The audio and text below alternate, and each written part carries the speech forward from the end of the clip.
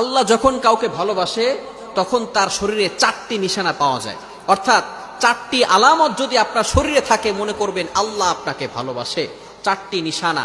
1 number হচ্ছে যাদেরকে আল্লাহ তাআলা দ্বীনের সঠিক জ্ঞান দান করেন তাদেরকে আল্লাহ তাআলা মহব্বত করেন। নাম্বার 2, দ্বিতীয় নাম্বার হচ্ছে যারা বেশি বিপদে পড়ে আল্লাহ তাআলা তাদেরকে মহব্বত করেন।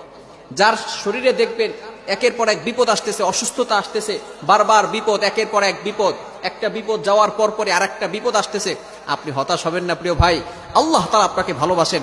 এই কোটি কোটি মানুষের ভিতরে আল্লাহ তাআলা আপনার প্রতি ফোকাস করেছেন, আল্লাহ তাআলা আপনাকে ভালোবেসেছেন বিধায় আল্লাহ পাক রব্বুল আলামিন আপনাকে বিপদ দিয়েছেন। মনে রাখবেন নবীদেরকে আল্লাহ তাআলা বিপদ দিয়েছেন।